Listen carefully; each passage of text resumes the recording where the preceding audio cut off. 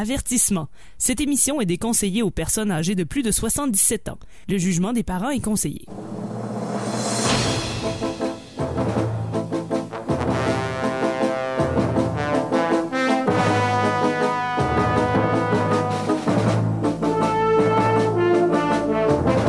Amateurs de bande dessinée de Gogno et de Matraque Molle, bienvenue à E égale RG2, un projet de recherche de la chaire en études tintinoludiques de l'Université du Québec à Beauceville. Mon nom est François Anger, accompagné ce soir de Tania Beaumont. Bonjour. De Guillaume Plante. Bonjour. Et d'Olivier Morissette. Salut François. Qu'est-ce que c'est E égale RG2?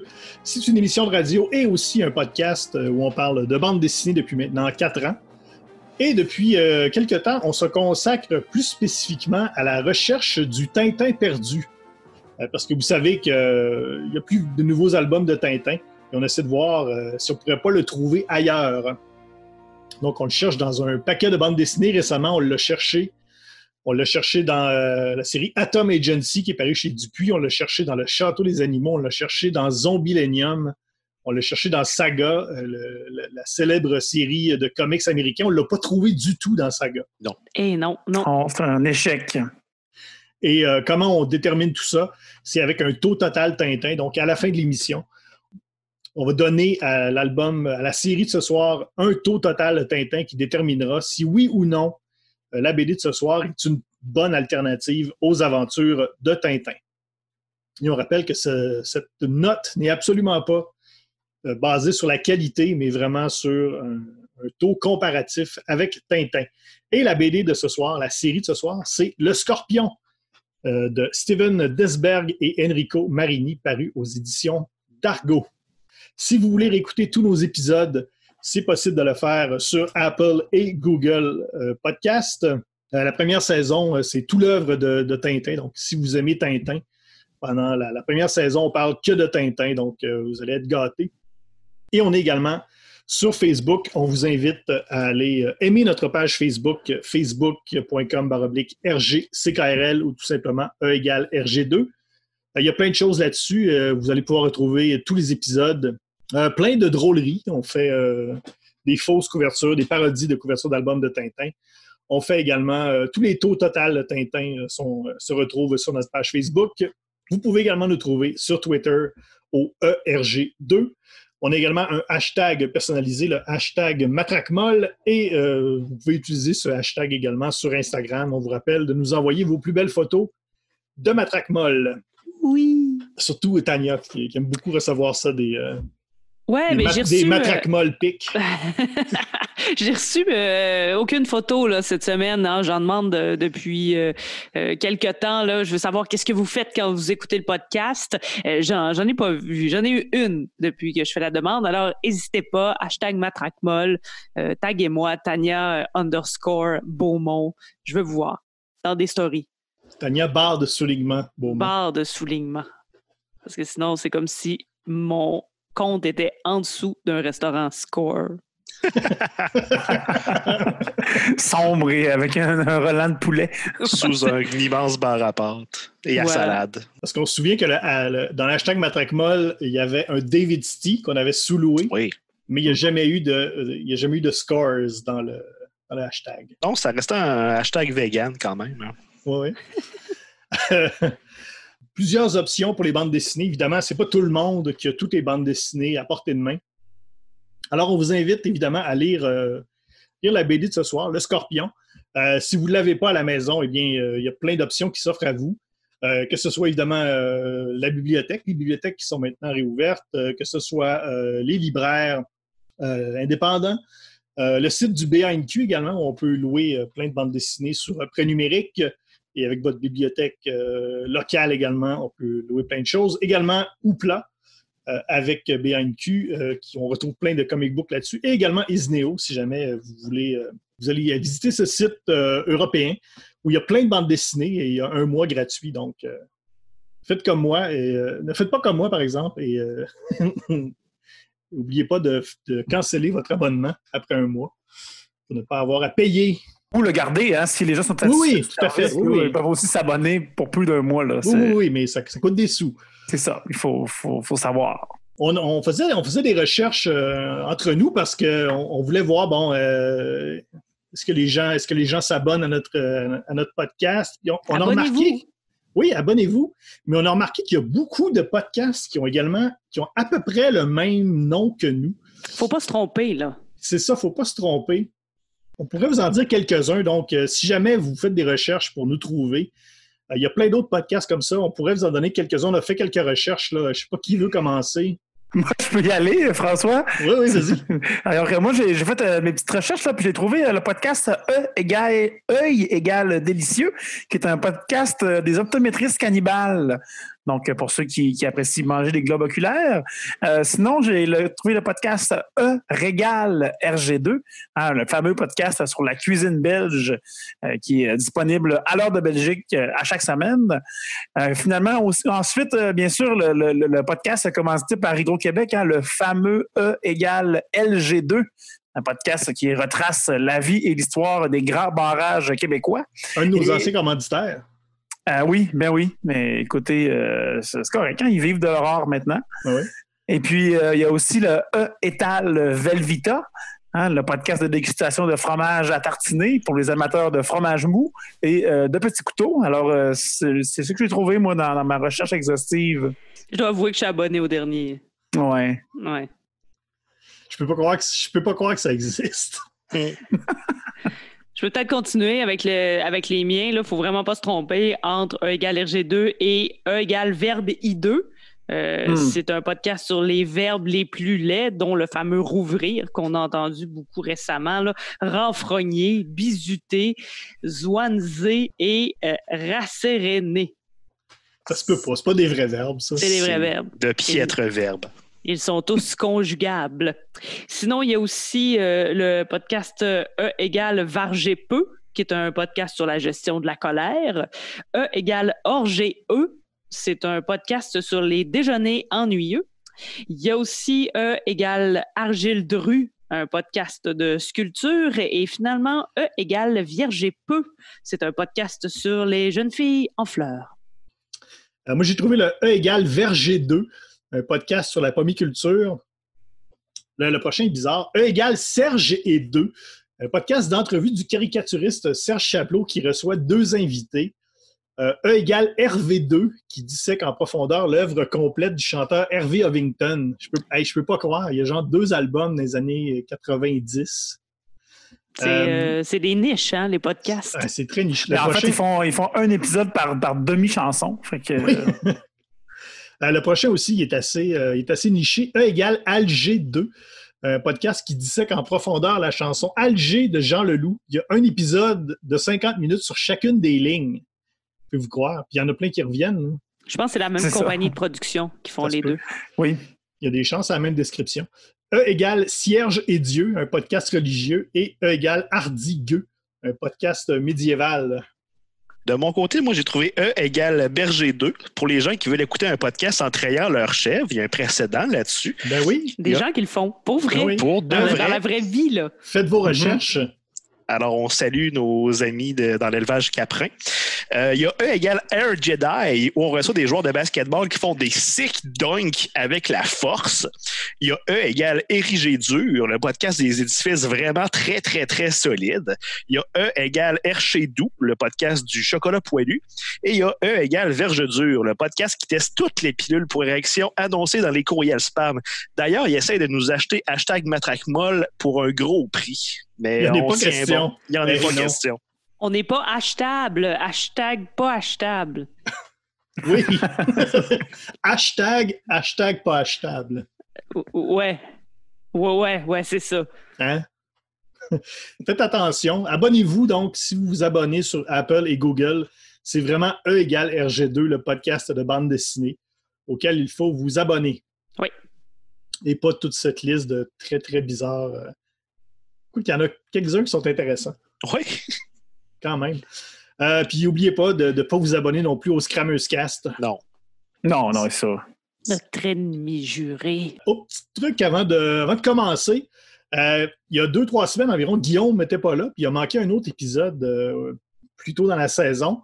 On vous avait dit qu'il n'était pas là parce qu'on l'avait mangé, là, mais il fallait qu'on trouve une excuse vite. C'est parce que Guillaume, tu as fait des recherches assez poussées. Tu es allé... tu as fait un Art of Darkness de toi-même. Oui. J'ai eu des sources vaguement illicites que je peux pas nommer, mais je peux dire que ça rime avec Moogle. Et on a longtemps cherché le Tintin perdu. Ouais. Mais il y a un autre personnage qu'on a perdu sa trace. Et j'ai pris sur moi de partir à la recherche du Alan Thompson perdu.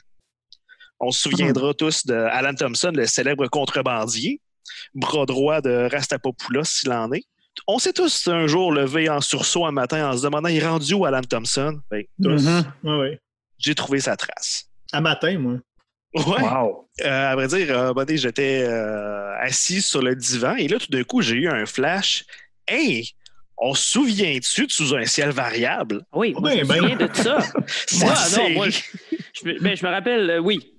Cette série dramatique qui était diffusée à Radio-Canada entre 1993 et 1997. Ben, imaginez-vous donc que le comédien Robert Toupin, il incarnait un personnage au nom de Alan Thompson. Était-ce le même célèbre contrebandier? Probablement. Semble-t-il qu'Alan Thompson, le célèbre contrebandier, vit des jours tranquilles, mais dans des tensions familiales vaguement dramatiques dans le village de Belmont, dans les cantons de l'Est. Et est-ce qu'on pense qu'on en est resté là? Que nenni. Ben voyons donc, toi. Imaginez-vous donc que Alan Thompson était réellement candidat libéral aux élections fédérales de 2015 et en 2019 dans la circonscription de Huron-Bruce en Ontario. Et ça, c'est véridique. Est-ce qu'il y avait encore sa casquette de marin? Je crois pas, non. Malheureusement, il s'est fait défaire par le candidat du Parti Rasta populaire du Canada.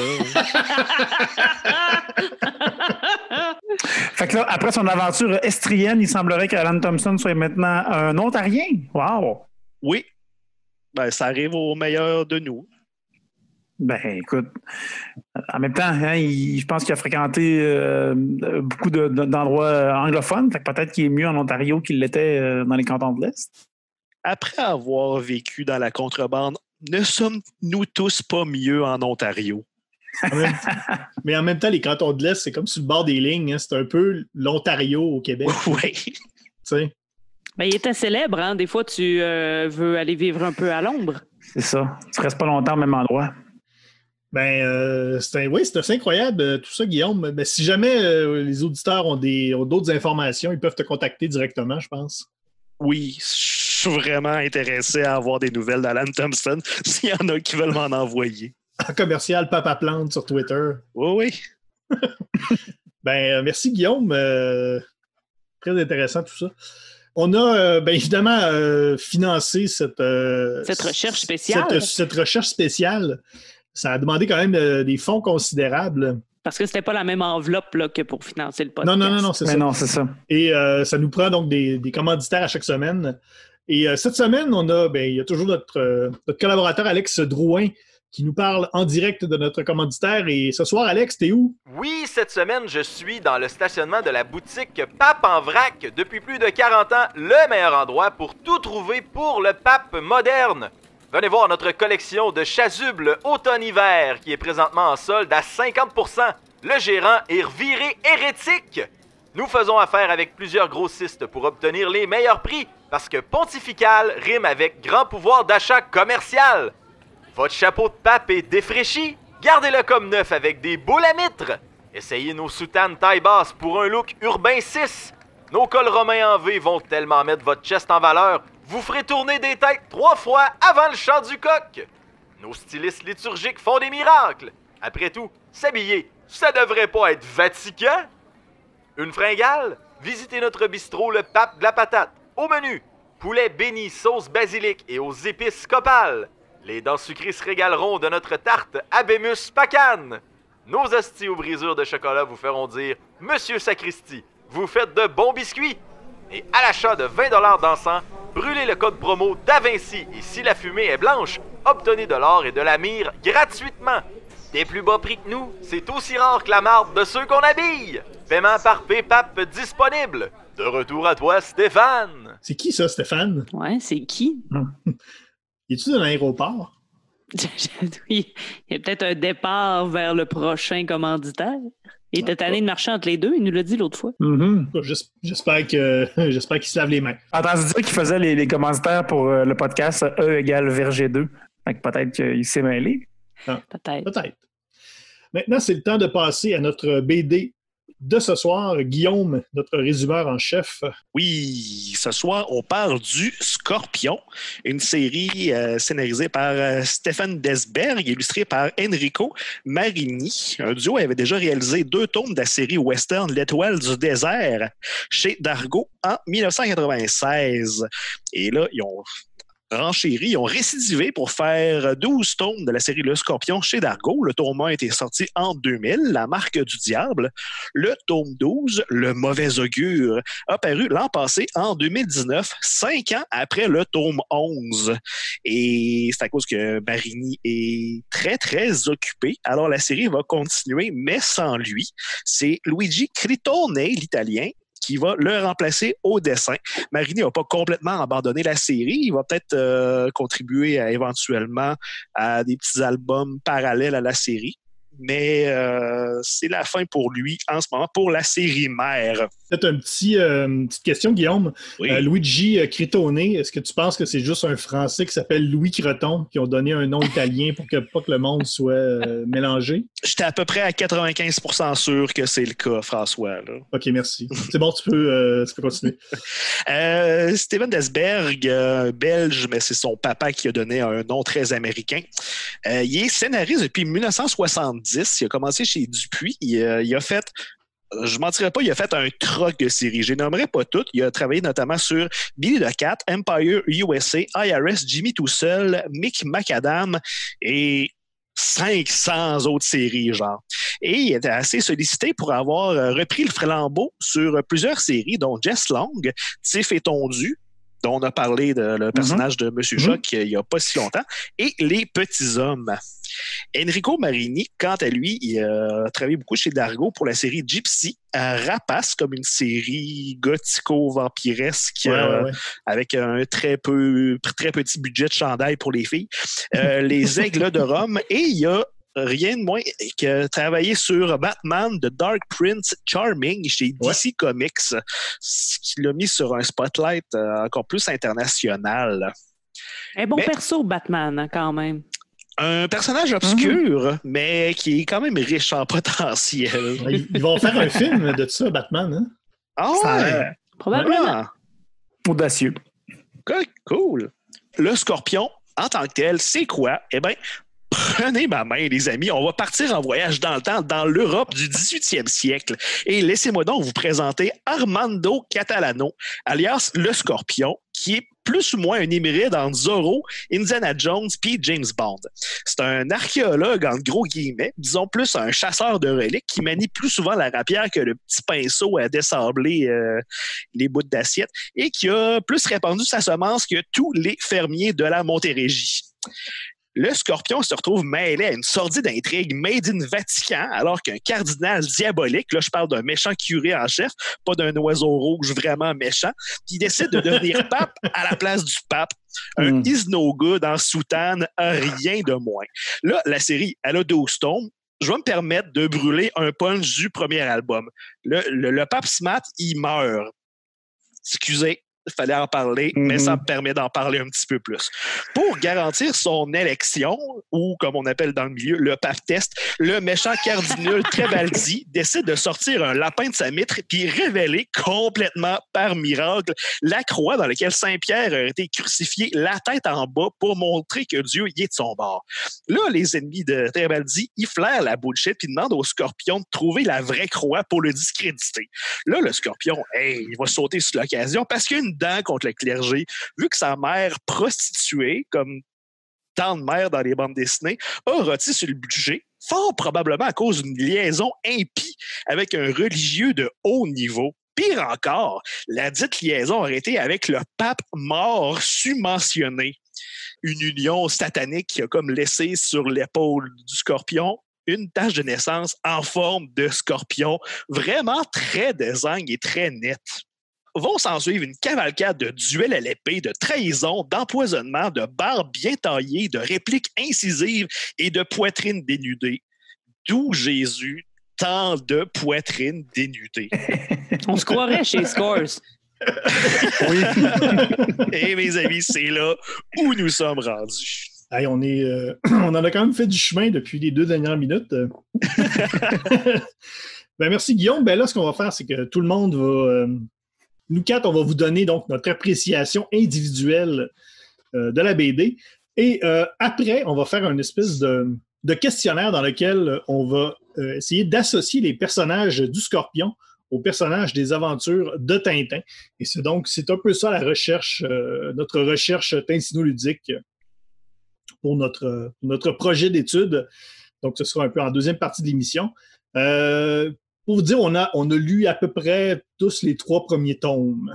En gros, j'imagine, ouais, pas mal. Oui, il y a 2 cycles de 6 albums. Moi, je me suis tapé les 6 premiers entre 10h du soir et 3h du matin hier.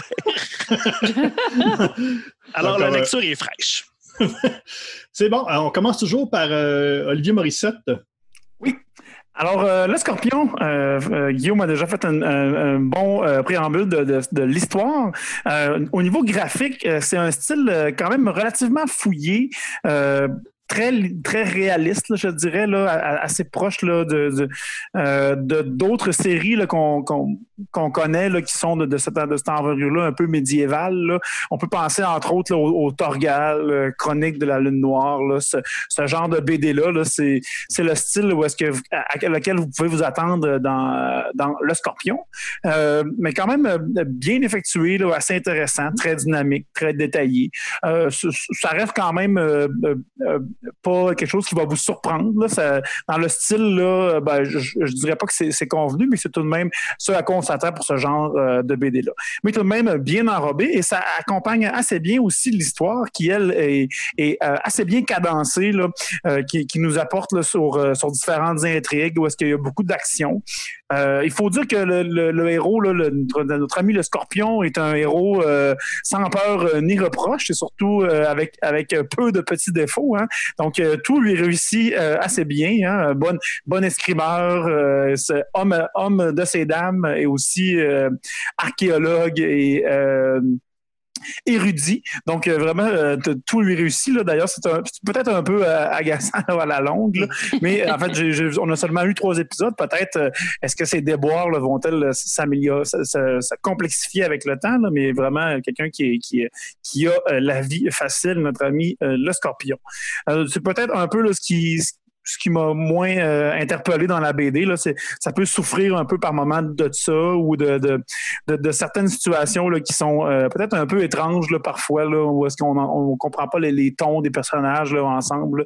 Par exemple, le Scorpion fait éruption dans la maison de Trébaldi là, à un moment donné. Le pape est là, ou c'est la maison du pape, là, puis tout ça se passe de façon assez bon enfant tout de même, là, que notre ami à la Rampierre soit là avec le pape, là, qui trouve que le moment est donc bien funné.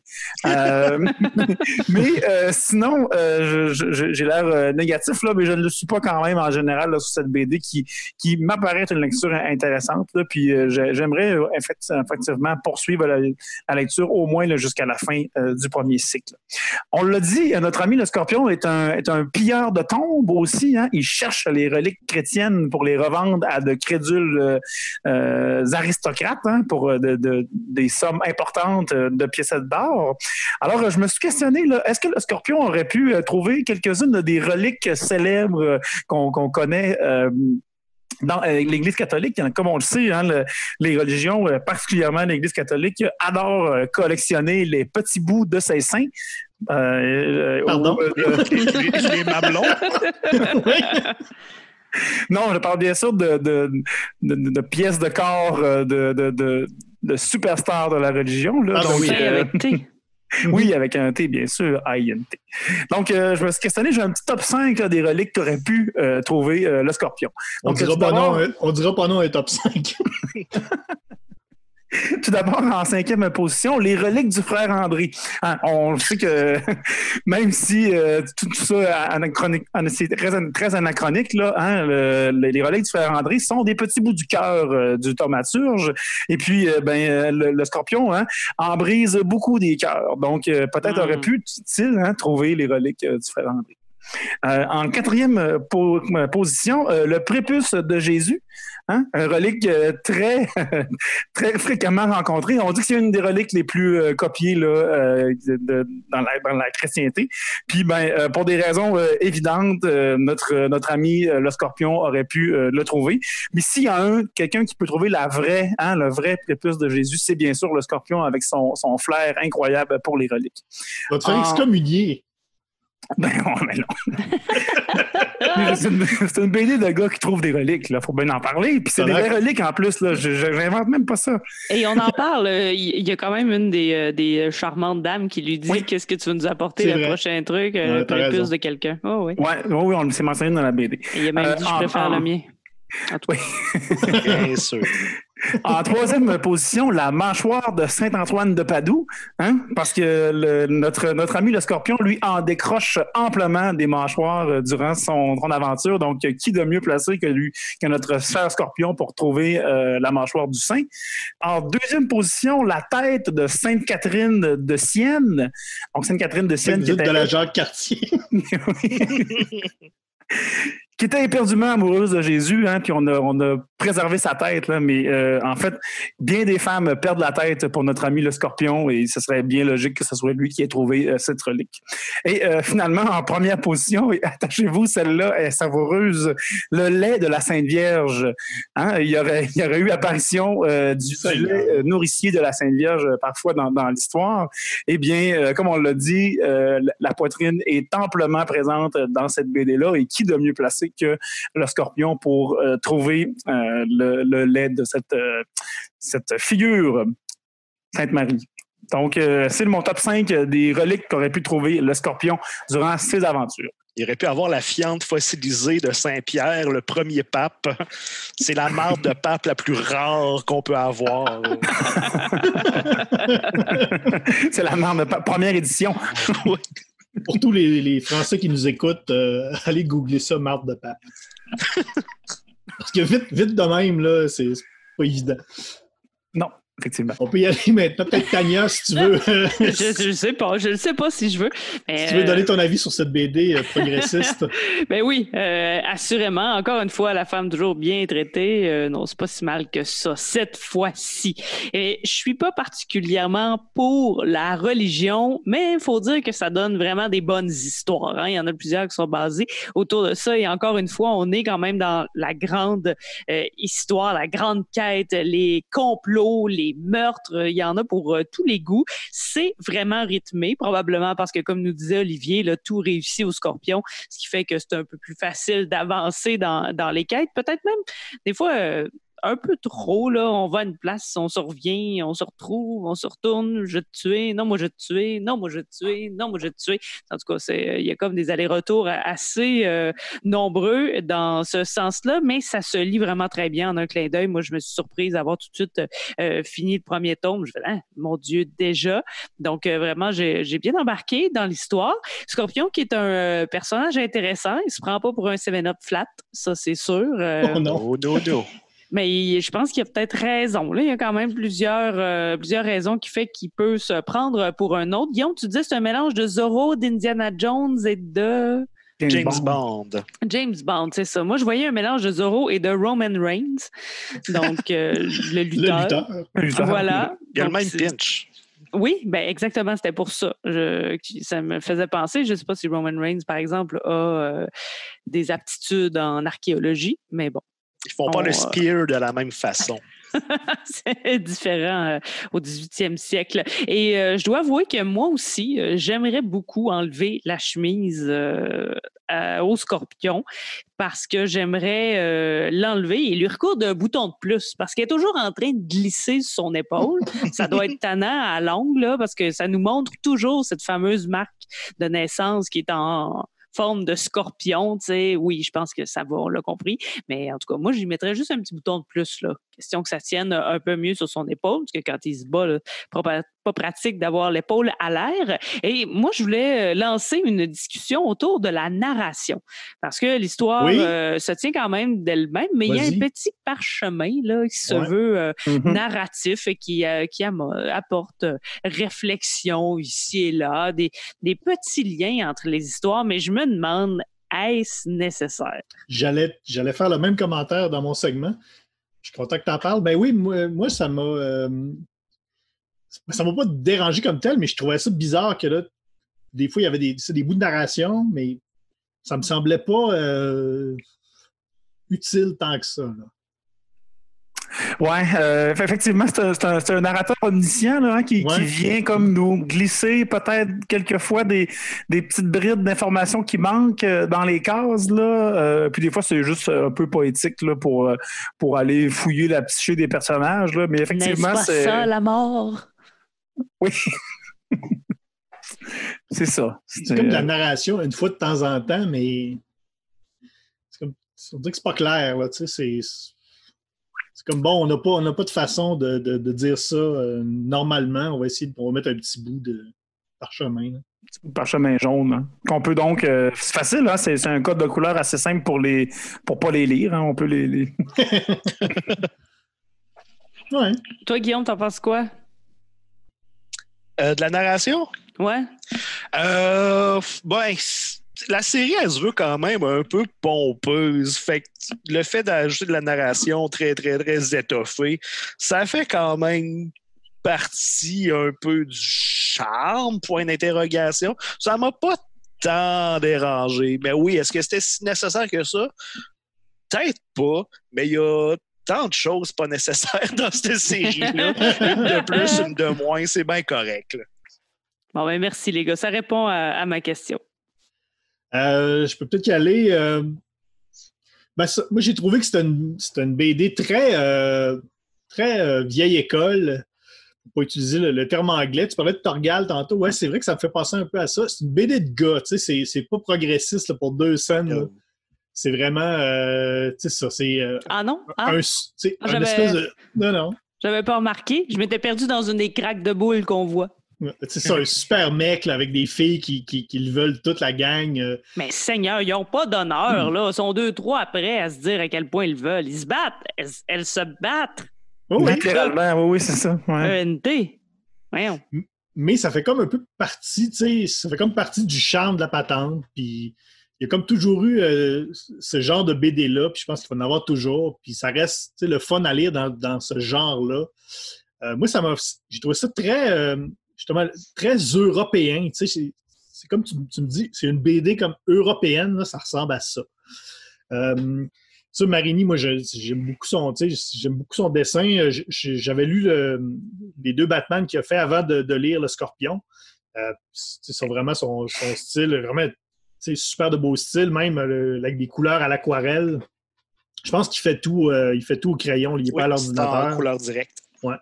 C'est même si vous le suivez sur son Instagram, il poste souvent les dessins puis il nous montre comment il fait, puis ses techniques d'aquarelle, puis son dessin. Puis ça, j'aime beaucoup ça. C'est un peu... je connaissais plus son Instagram que lui avant de lire Le Scorpion. Je trouvais ça intéressant de voir ça mis en œuvre. Mais c'est ça. Donc, c'est le dessin qui m'a vraiment accroché. L'histoire, c'est ça. C'est très classique, là, des conspirations. C'est toujours bon. Ça m'a fait penser un peu à Assassin's Creed. Si vous aimez Assassin's Creed, si vous aimez Assassin's Creed, vous allez aimer Le Scorpion. C'est sûr. C'est pas mal ça, là, Guillaume. Oui, bien, effectivement, il faut parler en premier du dessin de Marinier. C'est un excellent illustrateur. Il a vraiment un style dynamique, vraiment intéressant. Puis oui, j'ai checké en vitesse ce qu'il avait fait pour Batman. Sa version du Joker torche vraiment. Oui, vraiment. Fait que, juste pour les dessins, même pas pour les banabs en bédaine, en général, c'est vraiment bon ce qu'il fait. Et pour ce qui est de l'histoire, je pense qu'il y a 4 pans à la narration du Scorpion. Il y a le côté intrigue religieuse que je trouve vraiment intéressant. Les jeux de magouille au Vatican, je m'en lancerai jamais.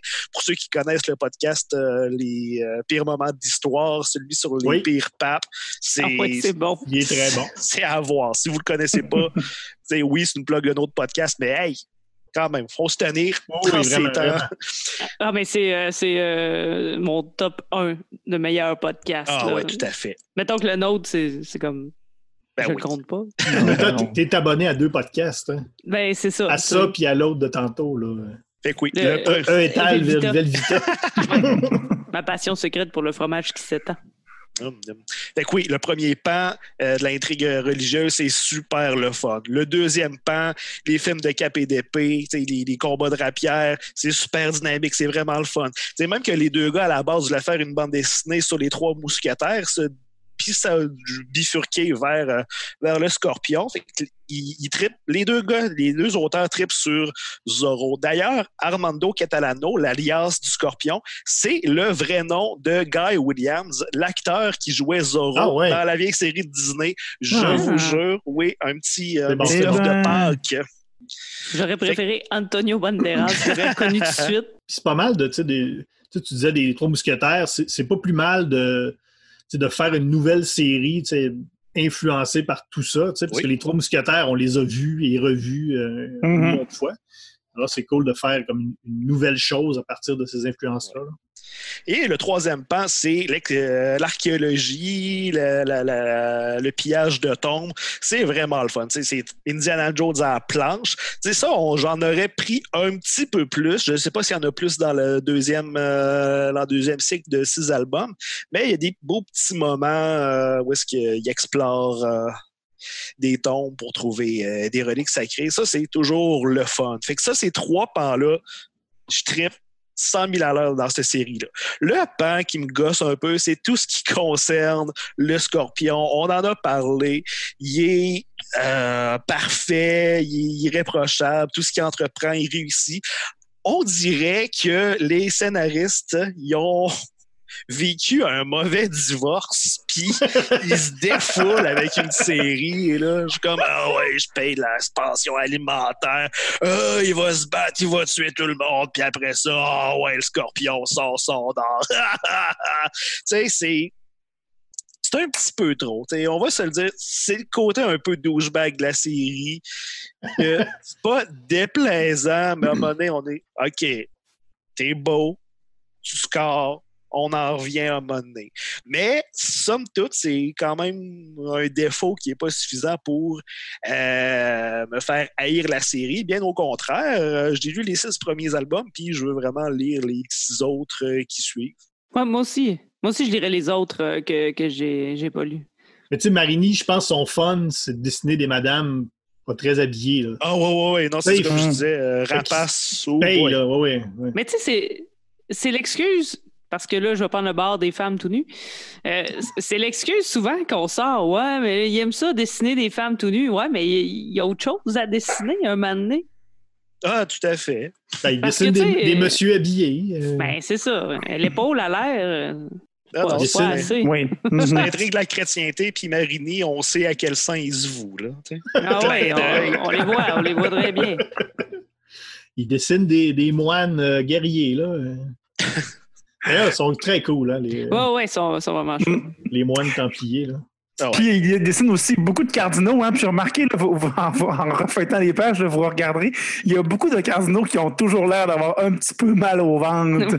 Ils ont des petites faces pincées. Là.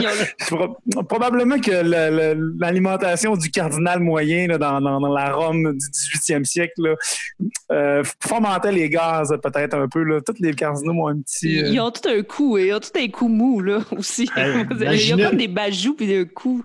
Imaginez la scène du conclave, là, quand ils sont tous ensemble, là, ce que ça doit provoquer. Quand ils ferment les portes, là, ça doit être terrible ce qui se passe là-dedans. Peut-être que les cardinaux sont tous constipés et c'est de là que ça vient la fameuse expression qu'on revient rare comme la marde de pape. Peut-être. Puis peut-être qu'au final, la fumée blanche, c'est juste que quelqu'un a craqué une allumette. Abémousse caca, comme on dit. OK. Le quiz! C'est allé trop loin, tout ça. Ben oui. Revenons aux choses sérieuses, parce que là, on est à la partie scientifique de l'émission. Donc, la partie à la recherche du Tintin perdu, plus précisément.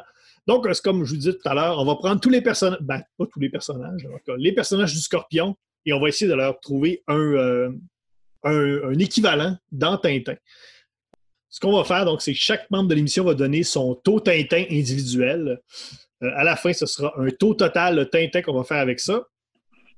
Et tout ça va être converti dans une tarte, un graphique en pointe de tarte, un graphique donc en pointe de tarte Tintin que vous pouvez retrouver sur notre site web erg2.com ou sur notre page Facebook. Là, vous m'entendez parler du taux Tintin et du taux total Tintin. À l'émission, depuis le début, nous, on a une fascination pour une autre façon de calculer. Avec un instrument qu'on appelle un goniomètre. Et Guillaume, qu'est-ce que c'est un goniomètre? Un goniomètre, ça sert à mesurer des gonios. Et donc, vous dites pourquoi vous ne mesurez pas en gonio? Eh bien, c'est parce qu'on n'a plus notre goniomètre, malheureusement, donc on ne peut pas calculer en gonio. Ça peut peut-être mesurer les niomètres aussi, d'ailleurs.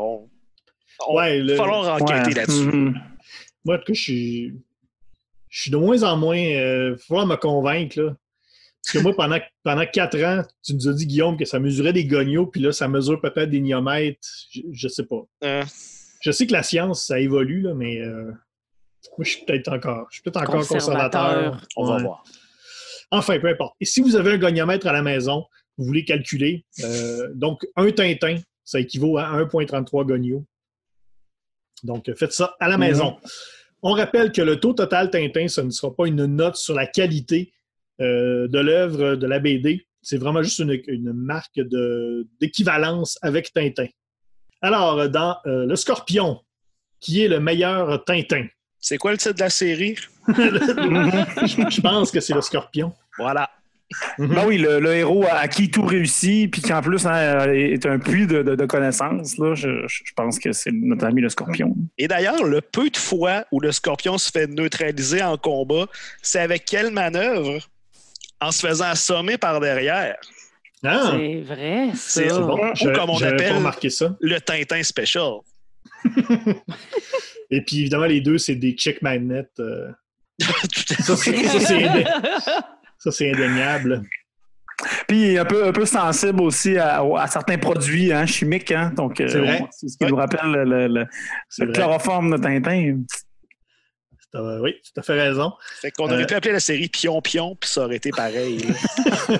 Oui, c'est sûr. Pion Pion score. Parce que c'est sûr que tu arrives dans une... Le Scorpion score. C'est sûr que tu arrives dans une librairie, là, il y a plein de bandes dessinées sur les étagères, et là, tu vois Pion Pion, puis tu dis « Hey, je l'achète, c'est sûr! » Un bel homme avec un pinch roux. Il s'appelle Pion Pion. Je vais l'acheter. Oui. Meilleur Haddock. Ben moi, j'ai décerné ça à Hussard, là, le bras droit du Scorpion, là, qui est un gentil gaillard colérique qui parle toujours de ses poules. Oui. Mais pas les femmes, là. C'est vraies poules. Non, c'est les vraies poules. Oui, qu'on voit pas, hein? Ben non, sont à l'extérieur de la ville, je pense. Oui, oui, forcément. Et peut-être pas, c'est les poules de Schrödinger. Elle est morte ou vivante. On ouvre la boîte, on le sait, mais... Ouais. Non, mais c'est parce que, je dis ça, mais forcément, les aventures, ça se déroule quand même sur un certain nombre de jours. Pendant qu'il n'est pas là à s'occuper de ses poules, il arrive quoi aux poules? Ouais, je pense qu'il rêve d'un poulailler. Mais il n'y a pas une femme. Il me semble, moi, qu'il y avait une femme. Peut-être. Peut-être halluciner une femme parce que Hussard doit bien avoir une femme. C'est le Hussard. Vous n'êtes pas rendu à où est-ce qu'on apprend que son vrai nom, c'est Aristote, parce que son père voulait qu'il soit un philosophe. Oh. Mais oui, on l'appelle le Hussard. Okay. Hussard. Meilleur tournesol. J'ai mis Medjay. Medjay. Parce que le J... Le J n'est pas de G. Je sais pas. Il est juste J. Peu importe. Parce que elle est, c'est une empoisonneuse, donc elle a, il faut quand même connaître ça, là, des petites fioles, ça fait un peu scientifique, puis elle est quand même autour, là, ce sera pas une adjuvante, là, elle n'est pas du même bord que le scorpion, mais elle va quand même être là autour. À un moment donné, ça forme quasiment un trio. Moi, je me suis dit... Un frenemy. Ça va faire un trio. Ben non. Moi, j'avais le même choix que Tania, puis j'avais aussi la même hésitation sur la prononciation de ce nom avec un J et un I tréma. Medjaï peut-être, oui. Medjaï. C'est une égyptienne, hein? On ne sait jamais. Moi, j'en ai 2. Oh. J'ai mis le grand-père du scorpion. C'est lui qui l'a pris sous son aile et qui a appris à lire, à se battre. Et c'est lui qui l'a amené au bordel pour la première fois, lui donnant un appétit sexuel et qui lance la plus grande épidémie d'herpès génital de tout l'ouest de l'Europe, probablement. Bravo, champion. Oui. Et vous n'êtes pas rendu là, mais je pense qu'à partir du tome 4, on voit le templier Gottfried von Eichenbach, que c'est pas mal un tournesol en bonne et due forme. C'est un peu un scientifique, mais plus un théologue chevronné, qui a pas mal tous les attributs de tournesol. Il est vieux, il est brillant, il est fêlé un peu. Il y a également toutes les lettres de l'alphabet. Oui.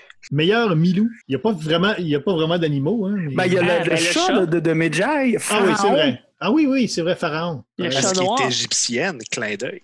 Ouais. Qui est à peu près le chat le plus intelligent que je connaisse. Hein. Il garde des portes, il surveille toujours le scorpion, puis il va avertir Medjaï quand le scorpion est proche.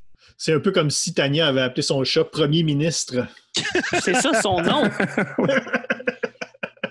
Oh, je m'excuse. Ouais, puis là, c'est un chat noir, un chat égyptien. Peut-être que plus tard dans la série, il se fait remplacer par un chat européen, hein? Pharaon, le chat européen. Qui se met soudainement à parler. Oui. Meilleur Castafiore. Ben là, c'est Medjaï. Dans relation amour-haine, là, on s'entend là, que... 100 000 à l'heure. Tu sais, il va se passer de quoi à un moment donné. Là. Ouais. Moi, j'avais aussi la piste, là, peut-être, là, de la tenancière de bordel, là, Madame Colomba. Mais, c'est pas un personnage très, très important, là, mais elle aime le scorpion, mais des fois, elle trouve qu'il fait pas mal de barda dans son bordel. Mais elle le mentionne souvent, d'ailleurs, là, ça. Par de savoureuses répliques là, que parce je que pense les filles s'entendent pas, ouais, c'est ça. Ouais. Mon Dieu. Moi, j'aurais presque mis le pape sympathique. Parce que, tu sais... Le sympathe. Ben, tu sais, il est comme un peu... C'est la vedette, là, dans le fond. Mm-hmm. C'est la vedette de la place. Quand il veut aller voir le peuple, il faut qu'il se déguise un peu. Mais il est sympathique. Fait que à cause de ça, moi, je mettais peut-être le pape comme Castafiore. Meilleur Dupont. Des personnages un peu clownesques. Les petits Suisses. Ah, les petits Suisses. Les gardes, oui. Les gardes suisses. Les gardes suisses. Moi, c'est là que j'ai mis le pape, ce sympathique Jean-Luc Boulay, content d'être heureux d'être en vie. Qui est un peu, disons-le, hein, un gros dadais, mais sympathique tout de même. Un sympathique dadais. Ouais. C'est peut-être le pape innocent 1. Oui, c'est un peu innocent. Ouais. Ben oui, moi, je mettais les petits Suisses, la garde suisse de 1 parce qu'ils ont un habit vraiment coloré qui fait un peu bouffon. Là. Puis à chaque fois que Scorpion arrive, ça fait rien. Il n'arrive même pas à protéger le pape de toute façon, sympathique. Fait que... Ouais, puis même à un moment donné, le pape, hein, quand ils se font attaquer puis qu'il voit que les gardes sont tellement pas si bons pour se défendre, là, il faut, ça vaut-tu vraiment la peine d'aller en Suisse pour trouver le grand gaillard? Sinon, côté duo de bizarres qui suivent le héros, à partir du tome 4, encore une fois, on a Phénis et Pharaon, 2 chasseurs de trésors, que c'est vraiment un gars, une fille, que c'est vraiment les 2 weirdos qui suivent un petit peu le héros, puis qui des fois il l'aide, des fois il l'aide pas. Fait que il fit. Il fit le casting de Dupont et Dupont. Meilleur Rastapopoulos, c'est Trebaldi. Ouais, le cardinal Trebaldi. C'est pas mal le pire méchant de la gang. Ben oui, il ressemble à Scar dans Le Roi Lion. Là. C'est sûr que c'est le méchant. Là. Ouais. Oh oui, on est encore dans le cas d'une BD où on n'a pas besoin de se demander s'il est méchant ou non. Tu regardes la face, puis c'est assez clair que ce gars-là t'offrira pas des chocolats à la menthe. Probablement le vrai père du Scorpion. Je sais pas, je suis pas rendu... C'était ma théorie aussi, mais on verra où est-ce que ça s'en va la série. Ah ouais, ça ressemble à un cas de Darth Vader. Là, ouais. Meilleur, justement, on le faisait jamais avant, puis je sais pas pourquoi. Puis là, Guillaume, tu me donnes l'idée. Le meilleur Alan Thompson, le meilleur homme de main. Ben, ça tombe bien parce que c'est un personnage que j'aurais classé dans les Racapopoulos parce qu'il est quand même important, mais qui fait vraiment mieux dans les hommes de main. C'est. Excusez, je ne sais pas si son nom c'est Rocknan.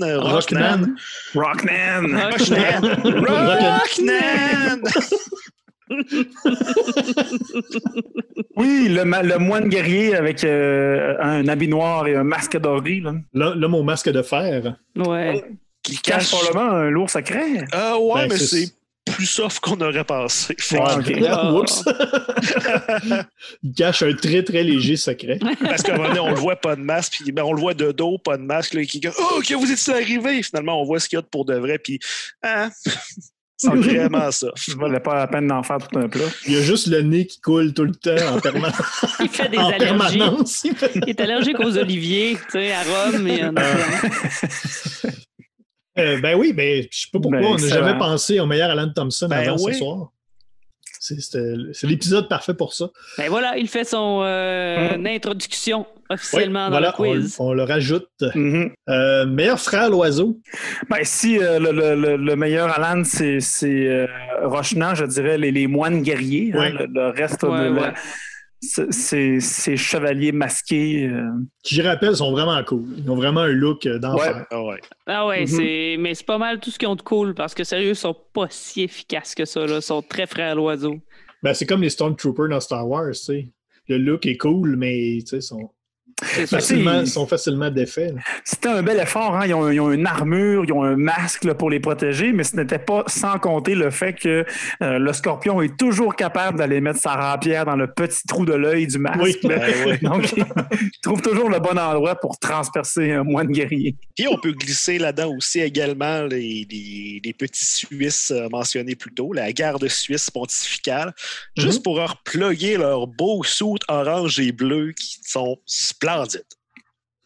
Ça existe pour vrai, là. C'est pas. Ils n'ont rien inventé, là. C'est. Meilleur Irma, personnage féminin qui mériterait un meilleur sort. La mère. La mère de Scorpion, là, elle a fini brûlée au bûcher. C'est dur de mériter un pire sort.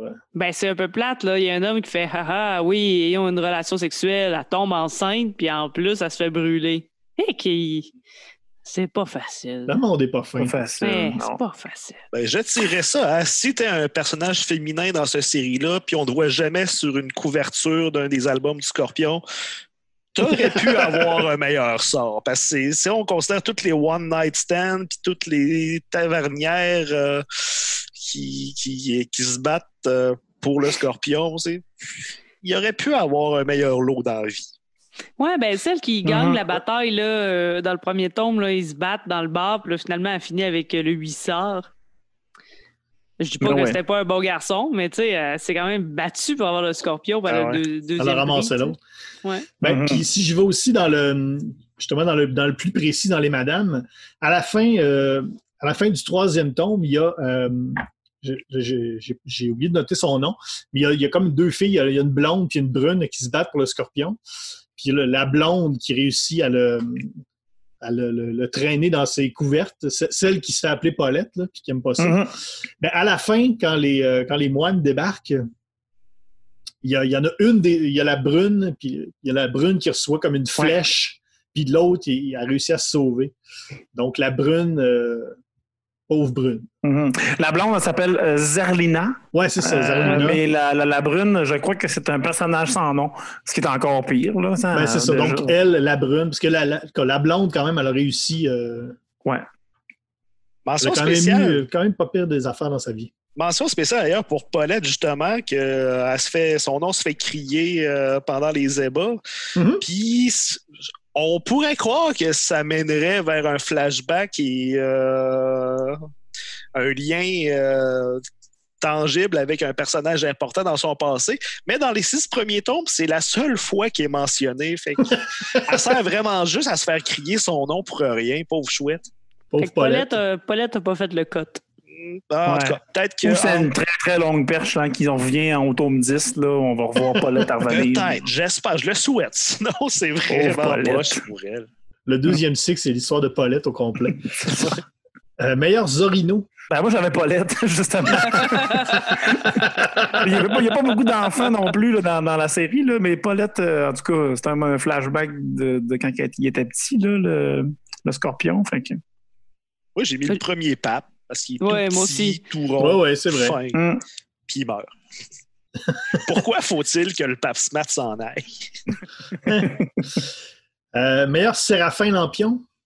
Personnage casse-couille. Le défroqué.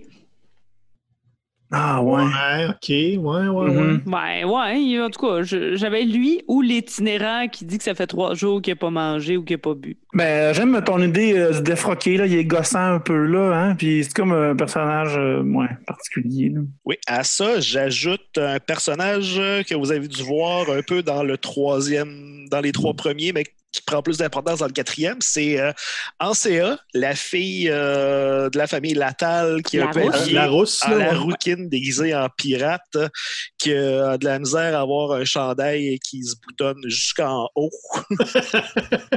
Le textile dans ce temps-là, hein, c'était tough. C'est difficile, le textile. Hein? Et grosse pénurie. Quand elle prend plus d'importance, c'est vraiment juste là pour mettre des bâtons dans les roues puis être vraiment désagréable avec le plus de monde possible. Et à un moment donné, pour lire du texte archéologique tout nu dans son lit, pour aucune raison quelqu'un voulait la dessiner tout nu.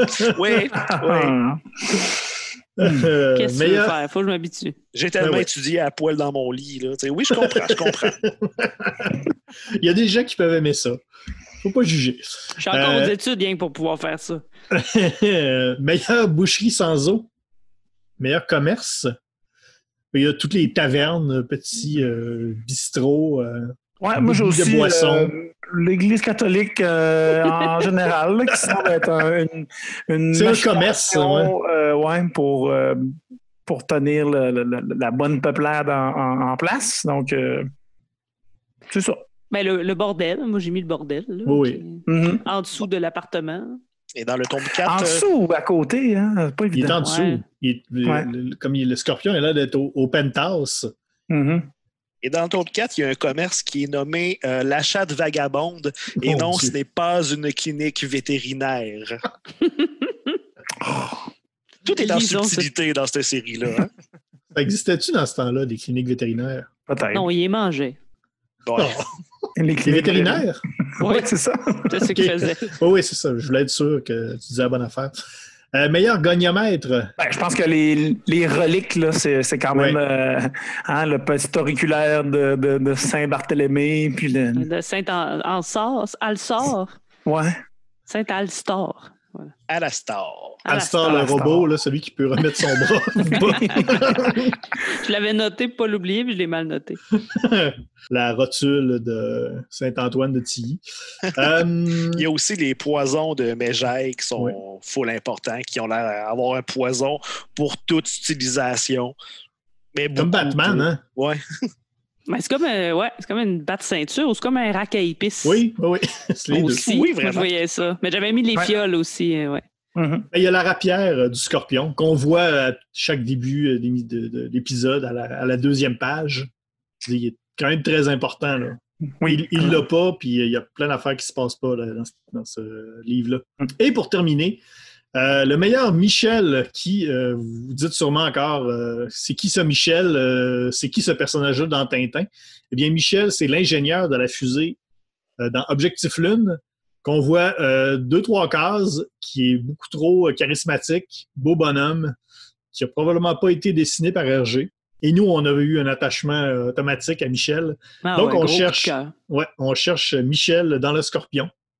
Moi, j'ai mis Grand-Papa Scorpion, le grand-père du Scorpion, hein, le Père Noël le plus badass de la BD, qui a beaucoup, beaucoup de charisme puis qui semble avoir tout appris à sa chère Scorpion. Ouais, moi aussi. J'avais mis lui. Vous avez été bon, parce que moi, à part ça, j'avais juste noté qu'il y avait juste le Scorpion qui avait le droit d'avoir du charisme dans toute la série. Mais oui, le grand-père, c'est un excellent choix.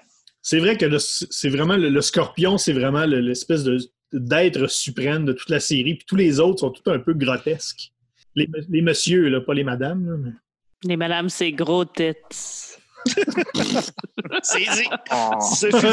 C'est maintenant... c'est enregistré. Ben voilà, ça fait le tour des personnages. Tout le monde va vous donner son taux Tintin. Et avec ça, on va faire un taux total Tintin, qui, je vous rappelle, n'est pas une note sur la qualité. C'est vraiment juste sur les parallèles ou l'alternative aux aventures de Tintin. Alors, allez-y comme vous le sentez. Je vais y aller. Moi, je vais donner 30 Tintin. Oui. Oui, je vais en donner 30 parce que, il y a quand même le côté aventure. On disait le Scorpion lui ressemble quand même un peu à Tintin parce que tout lui réussit. On a quand même fait de nombreux parallèles là-dessus. J'ai quand même chialé beaucoup sur les femmes, mais reste qu'il y en a des personnages qui ont des rôles importants. Guillaume, tu mentionnais Ansea, c'est ça son nom? Oui. La rousse pirate, donc qui est quand même à la tête d'une famille là, qui est dans les décisions. La madame qui gère le bordel, ça reste quand même une femme d'affaires. Il y a notre bonne amie Medjay qui est une des méchantes importantes aussi au début de l'histoire. Donc, les femmes ont quand même une place. Ce qui fait que ça perd beaucoup de Tintin parce que c'est loin de ce que c'est. Mais avec les personnages aussi, on s'est rendu compte qu'il y a quand même des bons parallèles à faire. Alors, j'y vais d'un 30. Si Tintin était un stoïque belâtre avec une rapière, il ressemblerait quand même au Scorpion, effectivement, on l'a dit, hein, un héros à qui tout réussit, qui sait et qui est capable de tout faire. Mais effectivement, le ton n'est pas toujours là. Hein, on est un peu loin du Tintin par rapport à ça. Quoi qu'il y a un élément d'enquête et puis d'histoire là, dans tout ça, je veux dire les faits historiques. Là. Donc, j'ai mis 32 Tintin pour le Scorpion. Ben moi, je donne quand même 50 Tintins. Ben c'est ça, pour l'aventure, pour l'enquête, mais aussi, il y a des sociétés secrètes. Dans Tintin, dans le Cigare du Pharaon, il y a des sociétés secrètes, des conspirations, des complots. C'est sûr que ça reste que le style n'est pas pareil, mais on reste dans les... en anglais, j'allais dire des héros de pulp, là, mais des pulp heroes. Et Tintin a un petit peu aussi cette parenté-là avec ces anciens héros-là, comme le fantôme, Zorro, tous ces vieux personnages-là. Tintin a comme une certaine parenté, et le Scorpion aussi. Donc, je le mets à 50. Il reste quand même 50 Tintins à donner, donc je vais quand même pas, j'abuse pas, je pense, mais donc voilà, 50 Tintins pour moi. Ouais, moi, comme on a dit plus tôt, le seul vrai lien entre Tintin et le Scorpion, c'est que le Scorpion peut se faire assommer.